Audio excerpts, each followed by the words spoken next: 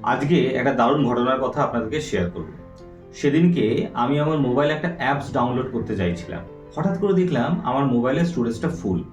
সেই সময় আমার মনে হলো যে আমি কিছু ভিডিও ডিলিট করে ফেলি। অনেকেরই মনে হচ্ছে আপনাদের অনেকের মোবাইলে এরকম স্টোরেজ ফুল হয়ে যায়, কিন্তু আপনারা কনফিউজড হয়ে যান। আপনারা ভাবেন আরে সব ভিডিও তো আমার কাছে খুব ইম্পর্টেন্ট ছিল, এই ফটোটা ইম্পর্টেন্ট ছিল ওই জন্যই রেখেছিলাম, ডিলিট করিনি। কিছু পিডিএফ ছিল যেগুলো খুব ইম্পর্টেন্ট, আমি কোথায় সরাবো, কি করব, আপনারা কনফিউজড হয়ে যান। কিন্তু জানবেন, কিছু না কিছু ভিডিও, কিছু না কিছু ফটো, কিছু না কিছু পিডিএফ আপনাকে ডিলিট করতেই হবে। তারপরেই কিন্তু আপনি অন্য অ্যাপস ডাউনলোড করতে পারবেন। ঠিক সেরকমই আপনার মেমারিতে মাঝে মাঝে ভালো কিছু ডাউনলোড করার জন্য নেগেটিভগুলোকে সরান। নেগেটিভ চিন্তা, আপনি কিছু ভালো পারেন না, আপনি কথা বলতে পারেন না, আপনার কাছে টাকা নেই, সবাই আপনার উপরে রেগে যায়, আপনার সঙ্গে ভালো কিছু ঘটে না, এই নেগেটিভগুলোকে মাঝে মাঝে ডিলিট করবেন। হ্যাঁ, ঠিক যেরকম মোবাইলের স্টোরেজটাকে মাঝে মধ্যে আপনি ক্লিন করেন নতুন অ্যাপস ডাউনলোড করার জন্য, নিজের মাইন্ডটাকেও কিন্তু মাঝে মধ্যে ক্লিন রাখবেন।